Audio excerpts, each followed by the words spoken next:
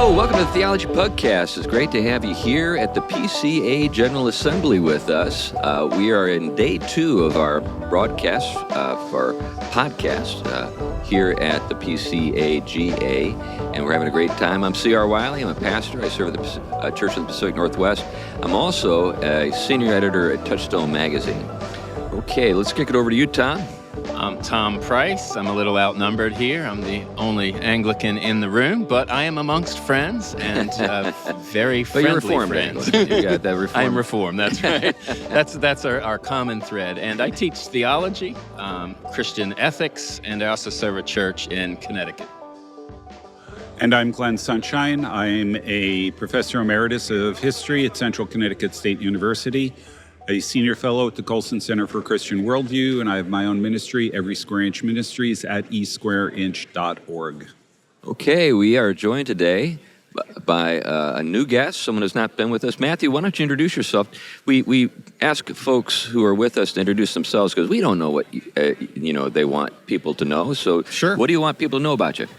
Well, my name is Matthew Everhard, and I'm the senior pastor of Gospel Fellowship PCA. We describe ourselves as a Reformed, Bible-believing church just north of Pittsburgh, so we're about 30 minutes north of Pittsburgh.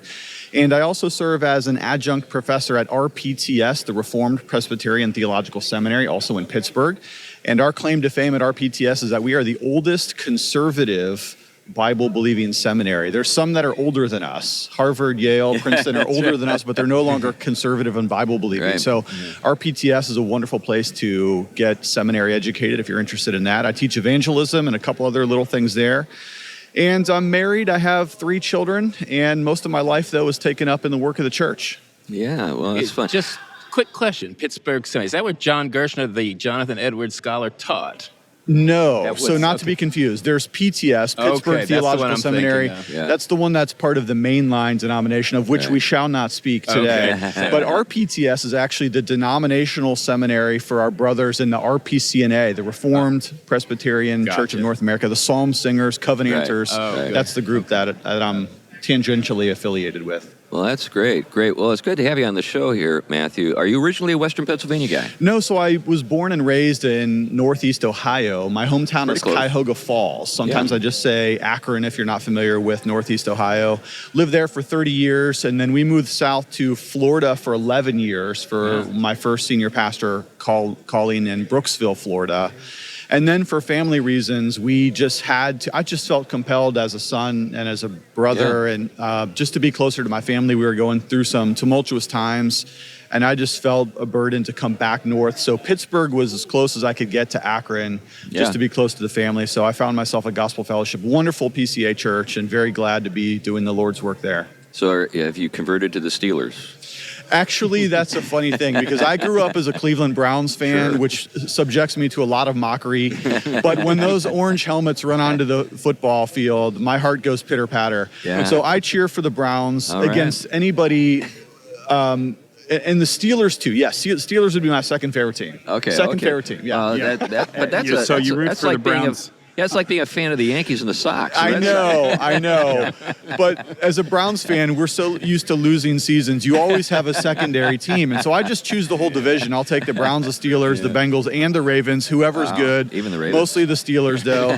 Pittsburgh people complain about football all the time, and then they always end up having at least a playoff team. And the Browns, if we have like a 3-16 season, that's a pretty good year for us. So. Yeah. Well, that's fun. So, as you know, I'm a Western Pennsylvania guy too. So that's great to connect on that basis. Anyway, we wanted you to come on today and talk with us about Jonathan Edwards. Yes, I'd love to. Yeah. So, as you know, we've lived in Connecticut, not too far from where Edwards did a lot of his work, and there's also his time in Massachusetts. But you're working on, if I remember correctly, a Jonathan Edwards Bible. Yes. For Thomas Nelson That's Press. right. Yeah, so that's right. That's pretty cool. So how's that going to work? I mean, is it just basically Jonathan Edwards' thoughts kind of interwoven with the text? Is that how it works? Right. So this is a really unique project, and I'm very honored to be the general editor of this project. It is a Jonathan Edwards study Bible, and the idea is that, like most study Bibles, We will have running commentary along the bottom of the text, and all of that material is either going to be first-person material from Edwards himself in most cases, or sometimes there's third-person material where myself or one of the contributors, we add commentary on things that are interesting to Jonathan Edwards. The idea is that readers will not only gain something of an understanding and appreciation for Scripture, but especially through the lens of one particular theologian, namely Jonathan Edwards. And so some of those notes that we have at the bottom will direct readers to go look at other sources from Edwards' work. And one thing that's really interesting about the Study Bible, I think, is that we've taken a lot of care to constantly source readers back to Edwards' official works, which are the Yale 26-volume editions. Right. And on the Yale site, often, there's more than just 26 volumes of works on the Yale site. There's several dozen more that are only digitized and not available in print. But the reader will be sourced to a quotation or a useful reference so that you can go use the Yale site, even if you can't afford the 26 volumes, and you can go back and look up the original citations and see them in fuller context. Neat. So have you gotten over to Yale? Have you been to I have not, no, okay. So I'm super jealous of you guys. I've been a Jonathan Edwards devotee for some time now, probably almost 20 years I've been studying Edwards. And if you don't mind, could I share a little bit about how it is that I was drawn into Edwards? Yeah, please. Yeah. So I was a young pastor and experiencing very early signs of burnout and stress and fatigue in the ministry. And I was simultaneously leading a church that was probably too complex for my skill set at that time. And at the same time, growing family and some family issues that came into our lives, a lot of stress in my life.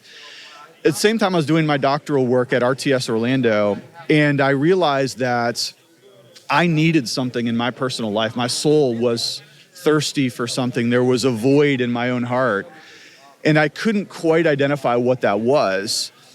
And early on, I was thinking, what is wrong with me? I love God, I love my wife, I love my family, I even love my work. And so I was just kind of ticking through the fruit of the Spirit, and I came to the second fruit, which is joy, and I'm like, that's it. Yeah, that is what I'm lacking. And so I went to Edwards as a theologian of joy, and I poured myself into his writings. And for the first couple years, I just started circling words like gladness, happiness, joy, a very John Piper type project. And I just really needed what Edwards has to say about joy. And so I was reading his larger works, his shorter treatises, his letters, his personal writings, his resolutions, and so forth. And I just found myself kind of magnetized to his big view of God, his rooting of joy in God himself, within the three persons of the Trinity. The Father rejoices in the Son rejoices in the Spirit, and so forth. And then, interestingly, Edwards is constantly talking about it, even in Sinners in the Hands of an Angry God, which is a sermon that everybody knows. There's an invitation to joy sort of subtly at the end where he, after giving all these terrible and foreboding images, he opens spiders and stuff. He opens this window to joy and happiness in God and invites people to come. So I found just a rich source of joy and happiness in Edwards' writings. It's interesting with that because, I mean, similarly, you see this with theologians through the ages. I mean, take St. Augustine went through a similar experience, and it was his immersion in the Psalms, which you see everywhere. Not only has he done a lot of homilies, but his Confessions is really just his interweaving of his own interactions with the content, finding happiness and joy in God. I mean, it's all over. That's right. David in the Psalms. But it's similar that once they discover that pearl of great price, that the very life of God is joy itself, it feeds through everything else, the whole of creation and our createdness. So that's interesting. I knew it was in Edwards, but I don't know Edwards enough to know how much. Fascinating stuff. So Glenn, you have a background in a church that Edwards attended. Actually, before we get to that, what made you pick Edwards? Of all of the people in church history, why Edwards? Well, there's something about Edwards that I also like and appreciate, and that is I've been musing on this idea that we should all have kind of a dead mentor in our lives in addition to living mentors. Right. I need mentorship and guidance, and it's nice to be able to go to people and ask them direct questions that pertain to my life. But it's also nice to have a dead mentor that gives you perspective from a life and a whole sits and Leben outside of yourself and your own time.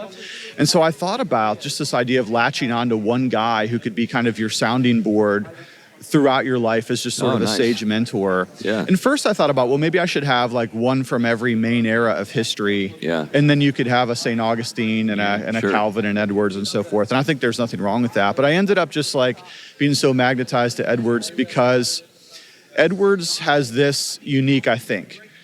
He relates to me as a pastor because his vocation is the same as mine. Right. He's a revivalist. He was alive at one of the most interesting periods of history. He's a theologian par excellence. He's a truly great theologian, but also a missionary. And then he also has this sort of philosophical side too, where he's a philosophical theologian. Yeah. And you just can't really get to the depths of all that he has to say. And so I find him to be just relentlessly interesting to go back to time and time again. Yeah, for me, my first acquaintance with Edwards was through religious affections. Yes. Yeah. So, generally speaking, in the American sort of popular scene in the church, he's a person who's reflecting on the nature of conversion, revival, how to know whether or not it's sound, that kind of thing. But beyond sort of the immediate sort of evangelical scene, in the larger culture, he's a giant, but for things that people in the churches are not familiar with. So let me give you a little anecdote that's kind of fun. So I had a friend who's in the ministry, but he grew up attending 10th Presbyterian in Philadelphia. Yeah. So his mother was a believer, but his father was actually an atheist. He taught philosophy at a university in Philadelphia. But he would take his wife to church. But he would always bring a copy of something by Edwards. Okay. So when the sermon would start, he'd break out Edwards. So he wasn't too keen on Ryken, but he was really interested in anything Jonathan Edwards had to say. He said, it's the same theological tradition, but I like this guy. Or at least I respect this guy. But in terms of his influence, it is... perhaps, I already noted, it's underappreciated just how much respect Edwards commands in the secular academy. Yeah, I think so when too. You're at Yale, his picture is everywhere. Right. No, even though they don't agree with hardly anything. They loathe what he had to say, but they know he could defend it. The exception is Northampton, where his church was. Where they are extraordinarily embarrassed with their of course, that got rainbow everything over everything. And that pretty much turned into like an outpost of Salem, Massachusetts. When you're there, it's just like Wicca everywhere. It's just it's just Wicca creepy. and rainbow. Yeah.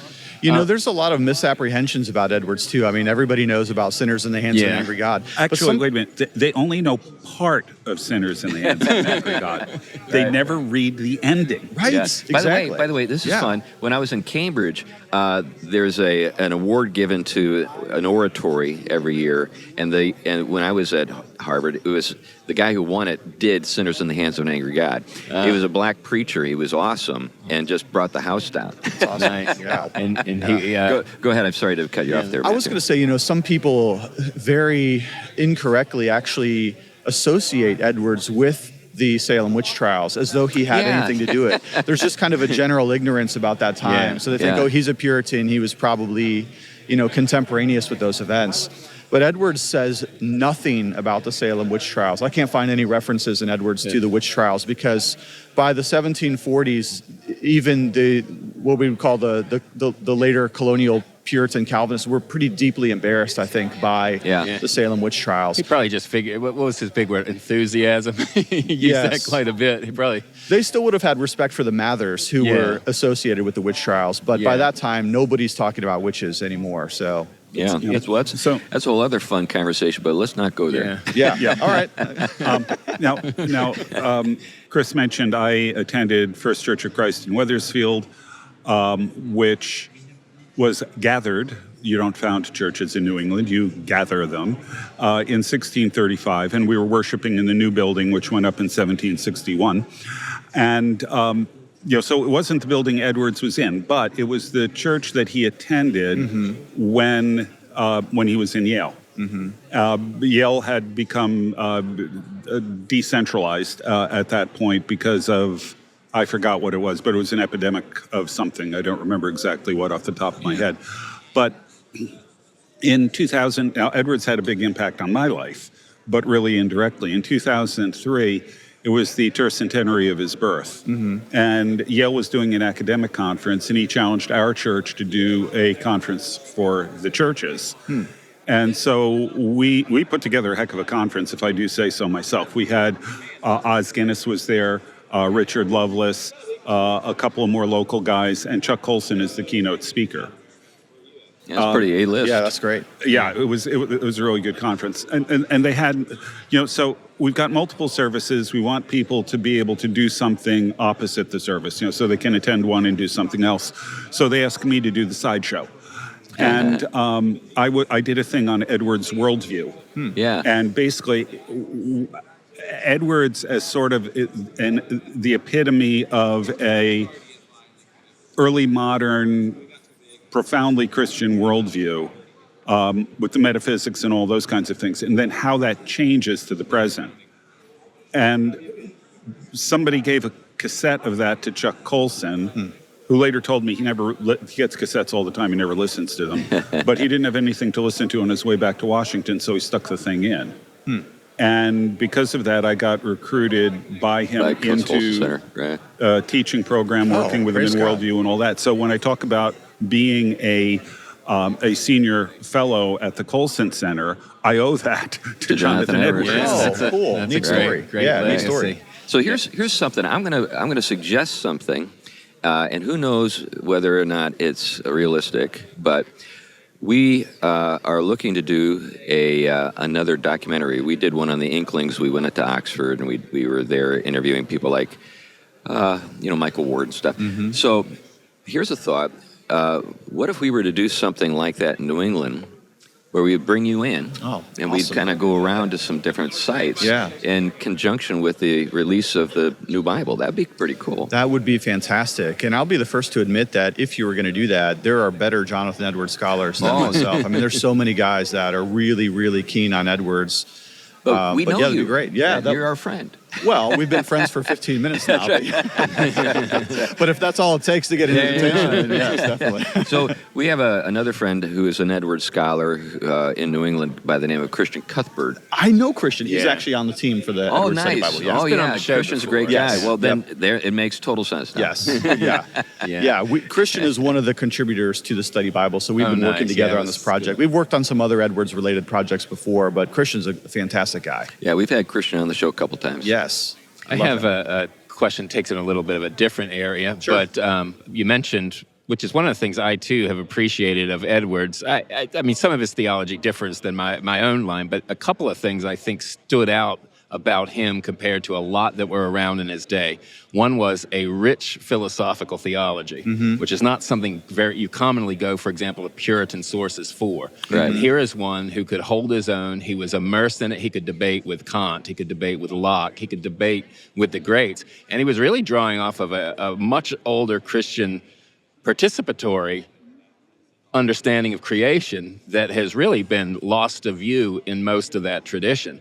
Then coupled with it, joy and beauty are hand in hand with him. Yeah. Yes. And so the aesthetic dimensions, I think, it just have not been, I mean, people have written on it. If I'm correct, did Robert Jensen write a book, the Lutheran kind of...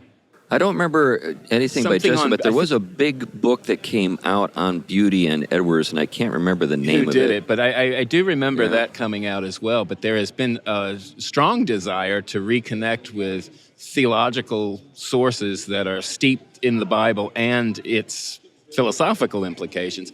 And I think Edwards is one of the few people could point to that really, even as he entered into the first fruits of the modern world, was able to carry that with him. Yeah, so Edwards as a philosopher is one area where I would say, although I love him, I would disagree with him. Yeah. So I'm a pretty hardcore Westminster subscribing confessional Presbyterian. Yeah. And I think Edwards is with us on most of those things. But his philosophy is a little bit weird for a lot of modern Christians. Platonist, but in an idealist way. He is an idealist. And it's kind of interesting whether or not Edwards thinks the material creation is actually real. Yeah. Because he thinks that the realest thing is God as mind and the minds that God creates, and that reality is essentially perception of those minds. And it's for our audience, it's similar to kind of from a different tradition what Dave Bentley Hart is doing now. The merging of matter is basically just an expression of mind, right, all the way down. It is definitely being retrieved. And you're right. I say a classical line like Aquinas's line would have been very different, and in different lines of reform would have followed a different path. But he still was a way. I think that was largely the way in which beauty got really emphasized in the Christian tradition, was a long connection to that idealism. Edwards thinks that he's defending the tradition in everything that he does. He really does want to defend conservative Calvinism. Yeah. And I think Edwards's idealism is an overreaction to a Hobbesian, pure materialism. Yeah. And so he's always trying to bring it back to God as the center of all reality. Yeah. And so I appreciate his attempt to defend what he perceives as the true tradition. But in this case, in my view, he's just a little bit weird. Yeah. But I love Edwards in so many other ways. For instance, in the revivals, I do think he's the most helpful revivalistic diagnostician to say what is true and what is false about the revivals. And he would be the first one to admit that the revivals had excesses, which went too far. They went beyond Scripture. They went in ways that were strange and unhelpful. And even religious affections is an attempt to call back to the center of what true conversion is. So I'll always appreciate him for that. I think his writings are devoted and pious and very helpful to most believers. And so if you're the thing about Edwards is that whatever you're interested in, he probably has something about that. In his miscellanies or somewhere. There's so much to read that one can really just throw themselves into it. Nice. Well, let's stop and think a little bit about the subject of idealism and its approach to creation. So someone who heard our comments here for the last few minutes might assume that Edwards is so heavenly minded he has no interest in the natural world. But we know that's not true. So he would, what was it? He actually did a treatise on spiders, didn't he? Yes, when he was very young. Yep, that was a younger work. But it demonstrated an interest in the natural world. Correct. So he was doing philosophical thinking young too. Yeah, both were going. So there. There are all these amusing kind of things about him. He would go out on a ride on the horse and come back covered with papers. Yeah, that's right. So that was his. They didn't have like notebooks in those days. You didn't have a moleskin. You could write down you just take some pieces of paper and some pins, and he would write down things and just pin it on and he'd come home and his wife would take off all of the notes. That's right. Yeah, that's right. And he was a tall man. Mm-hmm. He was tall, and he had tall daughters. Yep. Yeah. How many daughters did he have? I think there's 10 daughters, and they would often talk about the 60 feet of Edward's daughter. No, actually, that's his sister. I'm sorry, that's his sisters that were all 6 feet tall. His children are all tall, too. Yeah. I can't remember. I think he has, 2 or 3 boys, and the rest were girls. But he had all sisters, and they were all over 6 feet tall. So they used to joke about the 60 feet of Edward's girls. Yeah. And then he has remarkable descendants. Very there's much this so. long list of really luminary and significant cultural leaders. Long. Yeah. They became politicians, entered every field. Yeah. Imagine we would all be idealists if we were that tall, too, right? That's right, yeah. I'd actually like to get back to spiders. Sure. The thing that I found most interesting about that is, the idea is, how do spiders fly? Because you could see spiders floating in the air. And he concluded that they let out a little bit of silk and so on. So he had his explanation of that. And it didn't get published because somebody else beat him to it. I mean, not by much, but they did. Now, the interesting thing about it is where he goes with this. He says, so you have all of these spiders. What happens to them? Well, since the prevailing winds blow out to sea, most of these spiders will be blown out to sea where they'll fall into the water and become food for the fish. Okay, so one of his conclusions from this is that, well, first of all, the spiders probably enjoy, as much as spiders can enjoy anything, the sensation of flying. But what this means is that, as he put it, their permissible recreation leads to their destruction. And he draws a spiritual conclusion from this. Oh, interesting. Now, what's interesting about that is that if you go to the Transactions of the Royal Philosophical Society, which was the premier scientific society in the world, into the 1800s, early 1800s, you will find people who study the natural world and then draw scientific conclusions from it, but then also moral and spiritual conclusions from it. There's this idea, this is the idea of natural philosophy, that the things you see in the physical world integrate in with the moral and spiritual world. And, you know, Edwards is just, the spider thing is just a great example of that. And it reflects a totally different way of thinking about the natural world and its relation to larger things than we've got today. Well, let's go back to the sinners in the hands of an angry God famous illustration. You know, you might assume from his use of the spider illustration in that sermon that he recoiled from spiders, that he didn't like them, but that wasn't the case. You know? Anyway, so when it comes to your work on this new edition of the Bible, one of the things is, so what version is being used? Right. So we're using the New King James Version. Yeah, that makes sense. It's Thomas Nelson. That's right, because Thomas Nelson has the rights to that. It would have made sense also to do the King James, because Edwards does the King James. We're coming out with the New King James. The first edition will come out, but then there's a possibility that it'll come out in the King James, as well as possibly some other translations as well. We'll have to see if we can get that far. Well, that's great. I imagine there'll be a big rollout. I mean, there's been a lot invested, you know. Yes, I've seen, and I can't show yet online, some of the images that we're putting together for just the style and the format of the Bible, but it's strikingly beautiful, and Thomas Nelson is doing everything they can to make the Bible look visually as beautiful as some of the imagery that Edwards is wont to use in his sermons and so forth. So I do think that when it comes out, July 2026, next year, people are going to be delighted at just how visually and Edwardsian the Bible actually looks. So I'm pretty excited about that. Yeah, that is great. Now, Thomas Nelson, of course, is a large publisher with a wide reach far beyond the Reform world. So this will be maybe an introduction to Reformed thought for people who don't normally have access to it. Yeah, I certainly hope so. You know, there's enough people that I think are interested in Jonathan Edwards that perhaps the Bible will sell well. But even if it doesn't, just as an idea that there's a resource out there that takes people into a uniquely Edwardsian way to think about the Bible, I think it'll be worth its weight in gold, at least for those of us who are very interested in studying Edwards. So that should be good. Right. So let's go back to your story and let's think a little bit about what you're working on with regard to this edition of the Bible. What's your favorite? You described how it's laid out, but are there themes? Are there particular portions of Scripture that you just really appreciate Edwards' approach to? Any of that? Oh man, there's so many things to say. Well, in addition to the study notes on the bottom of the page, we're having about 100 different essays, either about Edwards or about his works, strewn throughout the study Bible. So we're working on those right now. We're going through those. We're actually editing those now. So you'll have study content along the bottom. Then you'll have these essays that are also designed to help people understand Edwards in his own context and his time. Often, again, assuming that the reader is going to go do his or her own homework and go back to some of those sources and read through them. But I would say that the most interesting thing about the study Bible is that it'll give readers a look at typology that is not common in other study Bibles, because Edwards really likes this idea that not only does Scripture always point to Christ, but going back to creation, the whole creation are typological windows into spiritual realities.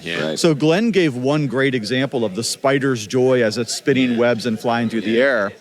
But Edwards would say the entire created world is in some way windows into, they're portals into divine truths. That the fabric of the creation itself testifies to the gospel. Now, sometimes we would say exegetically he's a little bit creative, more creative than you and I might be comfortable with. But I think of that as like really excellent sermon illustrations drawn from creation or from Scripture. So even if he's a little bit too prone to, almost everything goes straight to Christ. Spurgeon does that a lot too in his writings. Every text straight to Christ. And I think the patristic fathers did a lot of that same thinking. And any view of creation that has that richer kind of thread that shares in, it becomes almost a theophany of the Creator, the visible attributes revealing the invisible. I think sometimes I think we underplay it, even though we've seen excesses. I wonder, do we really take Colossians and Hebrews seriously when we think about the Logos and the fact that all things are made by him and for him and for him. Yeah, so I think that we suffer from a kind of almost de facto kind of atheists a sort of take on the natural world, and we're always trying to figure out, we're happy to attribute this meaningless world to God's creative activity. But we're very reluctant to actually see any meaning in it. And Edwards, I think it was chock full. So a book like Song of Solomon, or what he called the Canticles, will be interesting because I think it's going to give people a very different view of that particular book than they would get. As helpful as like the ESV study Bible is, or one of the other kind of more modern exegetical study Bibles. All great stuff. I love them all. But reading through that book in particular would be like kind of eye-opening the way Edwards sees that typologically as pointing to Christ's love for the church. Might be a little bit different. Well, particularly because it's so erotic. So there's language in there that we wouldn't normally associate with the church. But what is interesting is that you even have kind of Jesus give the church a hermeneutical frame to do that. I mean, at the road to Emmaus, where they're talking about all the things that happen, and Jesus eventually reveals how they all show him. They all point to him. That's right. Jesus actually gives two exegetical principles. One of them is love the Lord your God, love your neighbor as yourself. All the law and the prophets hang on these. The other is you search the scriptures because in them you think you have eternal life, and these are the things that speak of me. So if you are not seeing Christ in the Old Testament, you're not reading it the way Jesus did. Right. That's a great point. So, Song of Solomon would be one. What's your personal favorite, though? Do you have like a book of the Bible that you just think, man, I'm so glad Jonathan Edwards, gives me some insight into this? Is there like John's Gospel or something? It's hard for me to pick because I truly do love all of it.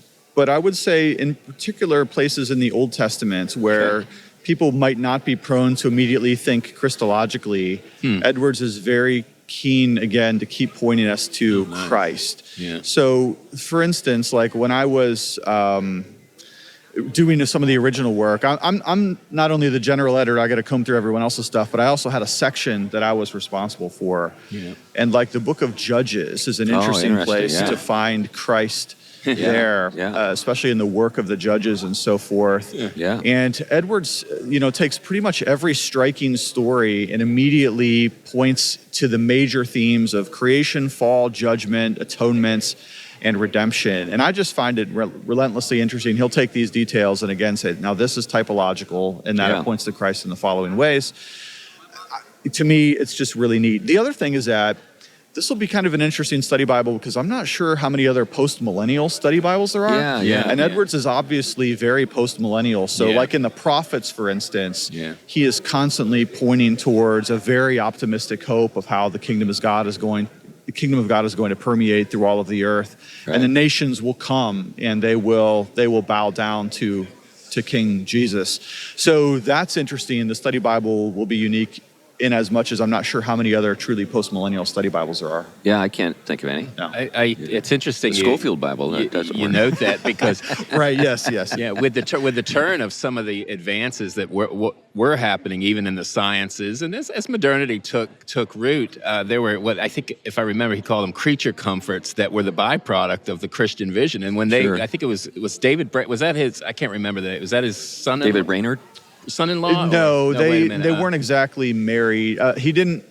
He might have had. Okay. It might have had a romantic relationship with Edwards' daughter. Yeah. But Brainerd died before that could really get carried out. Wasn't he the mission? Was he the one missionary? He's a missionary, yeah. Yeah, I think it was, they were using that as part of one of their ploys. It was sort of the post-millennial vision that there are certain things that are coming that are advances of the kingdom. Oh, and yeah. if you convert, you'll be able to able to share in these. But this is an interesting thing that I think that is a point of, I guess, interest for me, but also consternation. Sometimes within post-millennial circles, any technological advance is considered to be a sign of the kingdom. Yeah.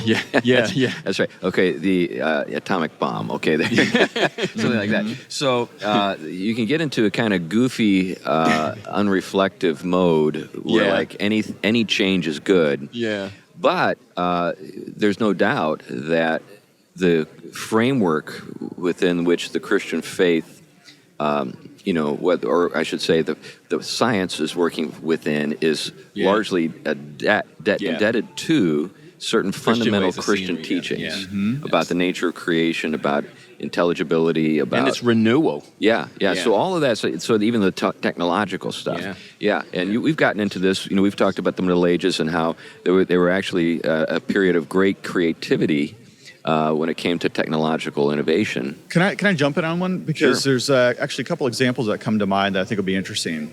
The first is that Edwards does think in terms of technological advance in his miscellanies. In fact, there's one miscellany, I forget what number it is right now, where he talks about in the millennium, Christians will have ways to communicate with other believers all around the world, even simultaneously, so as to extol what Christ is doing in the church in various places around the world. That's interesting. In which he basically messages the internet. Like he basically says there's going to be ways that Christians can communicate instantly anywhere on planet Earth, so as to say what Christ is doing in his kingdom throughout the earth. Now, this is so fun. That's interesting. Yeah, well, that is really fun. Yeah. Another, it corresponds to something that Kierkegaard said was going to drive the world into insanity. Which was the same thing. Yeah. But they're both right. It's all your disposition, right? The other thing, too, that this one's interesting, too, and we put this in the study Bible. Edwards... He's so unique. So, like, for instance, in the prophecies in Isaiah, where it talks about the isles will know of the Messiah and so forth, he distinctly says that's New England. That he takes that is America. Wow. Okay. And so there was a couple places in the study Bible where I would put in the quotation of what he said, but then as an editor, I would say something like, not many others would agree with him here. Well, I am in New England, but I don't know if I would agree with it. I know. But it was so interesting that I had to get it in the study Bible. That is good. It's just really neat. Yeah, I'd like to see that. Yeah, that's at least you're not Bowdlerizing, kind of like taking out all the stuff that could be considered a controversy. Oh, no, we put the Pope as the Antichrist in the study Bible. I'm serious. We got a little kickback for that. I mean, how well is that going to read to modern readers? And I was like, but that's what he thought. Yeah, that's right. You want to introduce him as he was, not the way we wish he were. Yep. Yeah, right. Yeah. Luther made a comment at one point that God invented the printing press to reform his church. Yeah. I wonder if the devil invented AI to destroy his church. Well, I destroy the internet. Yeah, this is a whole other conversation, but I do think some folks might consider me to be a doomer when it comes to AI, but I'm not. But I do think we need to be disciplined, and I think this is something that Edwards would support, that we need to be disciplined in our use of any good, because anything can be used poorly for the wrong purposes, things like that. And we can naively give ourselves over to things and find out to our chagrin later on, after it's too late, how that has been detrimental. Well, this is interesting. It'd be a good question. Is similarly, my field's kind of moral theology, and Edwards is kind of unique because he is, on the one hand, has the voluntarist tradition of duty and God's will, but he also has the more classic Christian way of emphasizing the way in which all things are kind of ordered to God and reach there. So virtue ethics is at the heart of it, forming and fashioning. Right. So I was just curious if he, I mean, I know he wasn't talking so much on technology at the level we are, but if he saw the moral life and the virtuous life and the way in which we utilize these modern inventions and technology as something he spoke much about. I don't know. I mean, because that's, I mean, they were very optimistic, but did they foresee kind of... Yeah, well, you know, when we think about just technology, we tend to think in very contemporary terms, but money is a form of technology. It's a kind of tech. Yeah. So we know in Scripture that, you know, there are collections for those in need, and then there's also warnings about it, and it's a pull on you. So that you know, how we use tech virtuously goes all the way back to the rock that Cain picked up to kill his brother with. You know? That's right. That's right. You know. Yeah. So anyway, getting back to this edition of the Bible, when it comes to your hopes, in terms of, you know, we've already touched on this a little bit. Hopes not just in terms of whether or not it sells well and stuff, but in terms of maybe the reforming. Understood from a reformed perspective, that, you know, the potential for reforming the church broadly.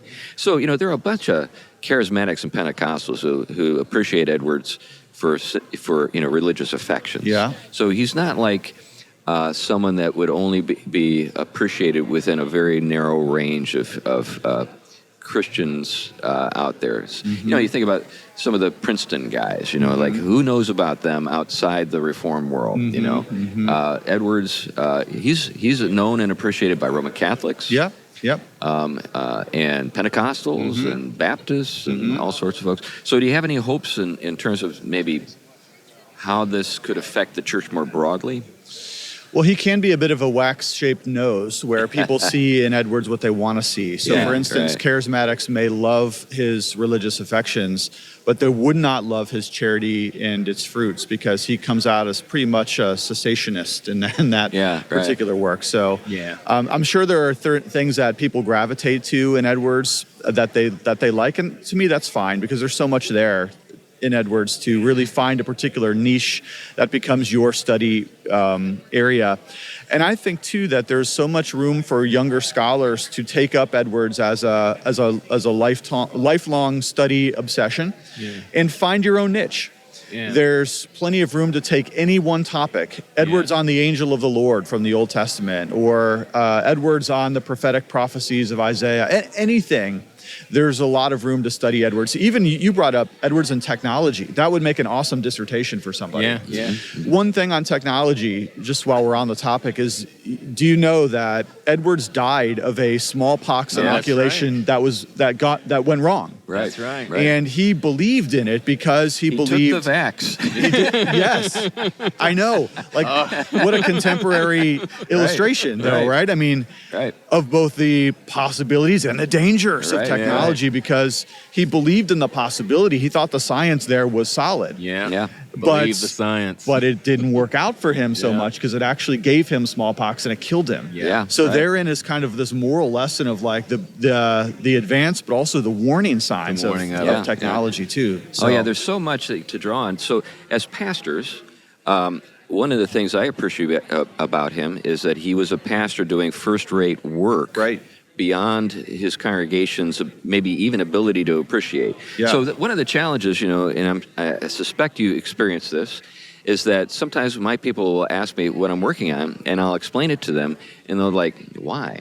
In other words, it doesn't necessarily directly affect my life as I'm experiencing it in the moment. And I'll say, well, you know what? As a pastor, I'm addressing... Yes, people in my congregation, but there are people who are listening in from other places. But also, there is a big picture out here. Your life is not the total story of the world. Right. And so I'm trying to introduce you to a bigger way of thinking. Yes. So what are some things that maybe we can, as say pastors who have aspirations to scholarship and scholarly pursuits learn from Edwards? Well, I think he had a very, very curious mind, and that's a good habit to cultivate for us, because it's true that Edwards' main preoccupation was his work as a local church pastor. If you were interviewing him instead of me and you said, "What do you do?" He'd say, "I'm a pastor." Right. That's what I do. I care for my flock. I preach sermons. I teach Bible study. I visit people that are sick and so forth. And yet his mind was just unlocked for the potential of seeing God's beauty in all of creation. And he seems to have miscellanies on practically every single topic. And so I think that's good for us as pastors to be more than just, we're not machines that just take in a text and spit out an exposition of it. But we're real human beings. We struggle, we suffer, we go through pain, physical pain. There's the beauty of the world that we're observers of. We're scientists in our own rights, and that we're trying to figure out, how does this world work? Well, creation is the other part of the script. And so our immersion in it, and you can't just be indifferent to it as a pastor who is unpacking the mysteries that assume its riches. Particularly in the world in which we live, in which so many commonsensical things are called into question and dismissed as mere human constructs. So there's almost a conviction that people have that the only way we can even talk about the natural world is scientifically. But even then, it's interpreted as tendentious. In other words, everything you're trying to say by your appeal to the science is actually furthering your political party's interests, that kind of stuff. Now, thinking about Edwards and his struggles as a pastor, he didn't just have a lot of folks who had admired him and thought he was wonderful all the time. He has some rough days in the pastorate. Can you maybe get into that a little bit? This is another thing that could maybe be helpful for guys who are listening who are pastors themselves. And what could we take from his experience? He tried to discipline his church, and they didn't necessarily appreciate that in one episode. Edwards was great when things were going great. When the earlier awakening in 1735 was going on, he was at the top of the world. I mean, he became sort of like the international expert on revival and revivalism when he wrote his A Faithful Narrative in 1735. And when 1740 comes along and Whitefield is coming through and the revival is going on, it's fantastic. However, as the time ebbed after that and the glow of the revivals began to diminish, he found himself in more and more controversy, to the point when in 1750 he was actually fired from his church. He tried to reverse the policy on the Lord's Supper that his grandfather Solomon Stoddard had. It was a more open policy of coming to the table. Edwards wanted to restrict that only to those communion members who could profess a credible testimony of conversion. And having dozens of years of open table communion, trying to restrict it backwards to a more communion by profession model, he ended up losing his job and he got fired. And it was tremendously painful for the Edwards family in the most tumultuous period of their lives, where everything he built, the church, his homestead, all these things, his many children, all threatened, in jeopardy now because he could not keep relationships within the local congregation at an even keel, and it ended up costing his job. So what follows is his time working with Indians. That's correct. And eventually, his call to the it was Princeton today. College of New Jersey. I like Princeton better. I don't know. But Jersey, I'm having a little fun with you. So it's the armpit of the East Coast. But anyway, having a little fun there. But if you're only listening, Glenn is not smiling at this moment. But so he stays true to his convictions. Yeah, he does. And that's something we could admire him for. Yes. I don't think that people appreciate or have an awareness of the kinds of, the temptations to compromise that pastors in an ongoing way are dealing with.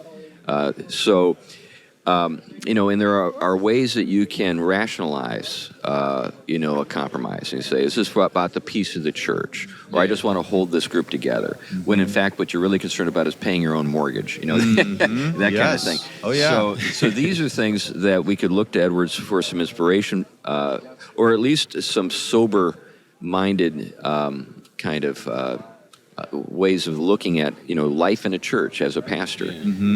How do you so is there anything maybe that from that period of his life that has been meaningful to you?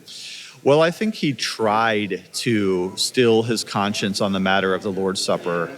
I think he really did honestly try to abide with Solomon Stoddard's more open communion policy as long as his conscience could bear it. And it was only so far for Edwards before the prick of the conscience was too much for him, and he had to do it. And he knew, he could sense that he was going to lose the church. We have letters of his that he writes to dear friends where he basically says, I think I'm risking it all. I don't know that we're going to be okay through this. And yet he ends up trying to do it. His congregation was not really willing to listen to him. He had asked them for permission to preach on the topic, and they denied it. He wrote a treatise on it, and they didn't read it. He finally just went ahead and did some Thursday night lectures on the topic, and they didn't come. And so he sensed the handwriting on the wall that the congregation was not going to go along in favor of this. And so when the vote came down, of course, he did lose his job pretty much by a landslide. They had tried to get the Hampshire Association of Churches to help mitigate the controversy, but they ended up basically finding in favor of the congregation's viewpoint. So he's thrown into this period of tumult in which he's, both feet firmly planted in midair for this brief period of time. And the Lord ends up directing him to the Stockbridge mission, where he ends up doing wonderful things. He ends up writing Freedom of the Will there, The End for Which God Created the World, Nature of True Virtue. All those are written in the Stockbridge period. And then, his life kind of culminates in his very brief, just a matter of a few weeks or months at Princeton when he ends up dying. So that's just the story of his life. And it's tragic, but it's also a beautiful story of what happens when you live fully for the glory of Christ and are willing to take on the risks of following him no matter what. If we do this, thing, if we do a documentary on it, we got to get to Stockbridge. It's a beautiful area. There's all kinds of things to see there. But of course, at that time, it was the wilderness. It was, it's hard for people to, I think, appreciate just how different things are today in New England. It's been settled for 400 years. It's kind of changed quite a bit. It's a lovely area, but at that time, that was the Wild West. Right on. That part. So, in the town of Tolland, where my Connecticut house is located, they've got the list of the war dead at the town hall. It begins with the French and Indian Wars, and that's the longest list. It's longer than the Civil War. No kidding. It's because the fighting was 20 miles down the road. So Congregationalist ministers would preach war sermons, which is what Christian Cuthbert is all about. That's his expertise. So and Edwards preached war sermons. That's again, we're going to be mustering after church today, and we're going to be heading out. You've got stories about that at Wethersfield. When news of Lexington and Concord hit Wethersfield, they rang the church bell, assembled everybody. Pastor got up, preached a war sermon, and led the militia out to Boston. So it was a very when you think about Christian nationalism in light of that. Anyway, but actually this brings up something. So like when we think about the controversy concerning the table, for Edwards, there is a political dimension to this. So, I noted, I think it was a couple days ago, maybe when we were talking, or I can't remember when, but, the famous Norman Rockwell painting of the blue-collar guy standing up to speak and the freedom of speech, that's in a meeting house in New England. You just look at it and say, oh, yeah, that's in the meeting house. But that's also where they're worshiping on Sunday, so they're conducting the business of government. They're actually participating in the government of their community in the church building. So what would be sort of the costs of being barred from the table in a New England church would have political and economic consequences for those who had been disbarred. So this is not just about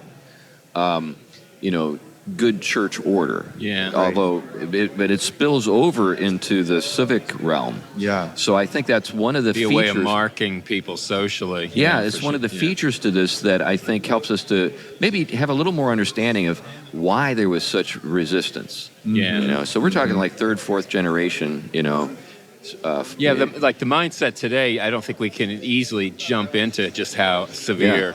Right. Those changes were. Yeah. Right. Yeah. Yeah, that's definitely true, because you have a whole town that ostensibly is the church in some sense. Right. It's not clear where the line between town and church actually ends. Yeah. Because if everybody is permitted to the Lord's table and everybody's children can be baptized, even if they haven't professed faith, as long as they weren't scandalous. That was the one thing. It's like if you're sexually immoral or a violent man or something like that, then.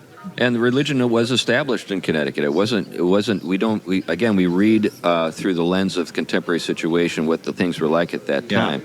No, there was an established church in Connecticut.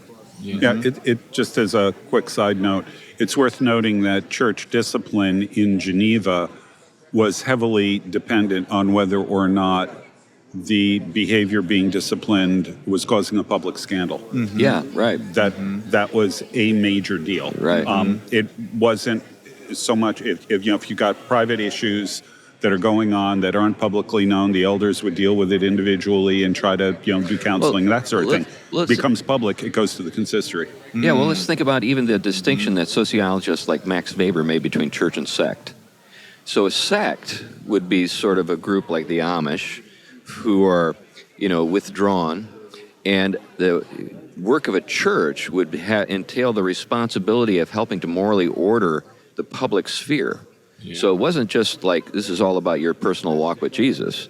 This is about, okay, these are the standards of our community. And then the challenge is, okay, well, I mean, there are some people who aren't actually regenerated that were requiring to adhere to New Testament standards of behavior.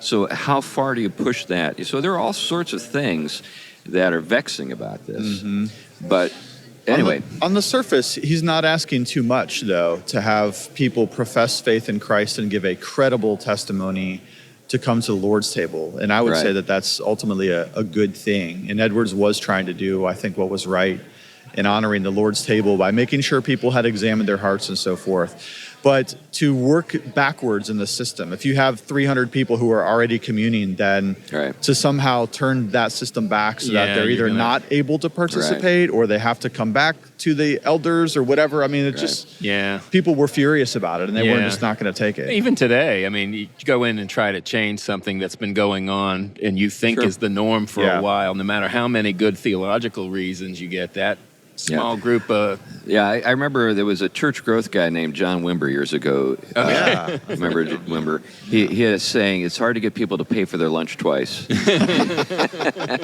And that's what we're talking about here. They say, I've already met the conditions. Yes. And you're like revisiting that. That's right. Now, what happened, because you mentioned, and I don't know enough of the historical details, so what happens when, because you said he's so connected and everyone in the town was pretty much connected to this, he had to leave immediately afterwards, or was he shunned? Or? No, that's a great question. I'm glad you asked, because there's this awkward year where the church is actually trying to find a pastor, and Edwards is also trying to find a call. So he stays there for about a year, and awkwardly they ask him to be supply preaching for his own church. That is perfect. It's very awkward, and sometimes they would come to him on like a Saturday night and be like, "Hey, Johnny, we don't got a guy. I need you to do it again." And so he had to do that very awkwardly for some time. That is unbelievable. But they also they restricted him from using his fields, though. So they were pretty serious about him moving out, and they did not allow him to pasture his flock in the fields, which were part of essentially the working agreement as pastor. He made so much money, and then he got access to certain fields and so forth. Wow. So cutting off his food supply. That's exactly right, and so that's why he ended up having to go do something. Preach for a Sunday, but you're not allowed to harvest anything out there. That's right. Think about just the challenge of keeping your heart right and getting into the pulpit. Well, that's what I was thinking. Yeah. You talk about uncomfortable. Yeah. That gives you the chance to say what you really think. He was allowed to maybe preach his sermon on halfway covenant.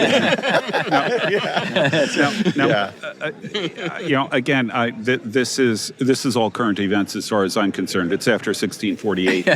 But, I go back to Calvin, and you can make a really good argument that Calvin's concern over church discipline was really built around the idea of protecting the table. Sure. That's really what it was about, protecting the sanctity of the table, which is an idea that I think in our churches today, nobody even thinks about. No, that's rare. When we look at it, when we fence the table, if we do, it's about, you're eating and drinking judgment on yourself. You got to be careful, search yourself, all of this sort of thing. But that's important. But for Calvin, and I suspect Edwards, it's not just about the individual. It is about the holiness of the sacrament. Yes. Yeah, that's a good note to end on. We've come to the end of our time, and Matthew, it's great to have you on. Thank you so much for having me, brothers. I really appreciate your show. I love the Pugcast. Please continue to do what you do, and hopefully we can do this again sometime. Oh yeah, I'm going to hold on to this idea of the documentary about Edwards. That'd be a lot of fun. That would be great. Anyway, thanks a lot for listening to this episode of the Theology Pugcast. If you like what you've heard, you want to help us out and support our show, there's a link in the show notes to our Patreon account. Okay, bye-bye. Bye.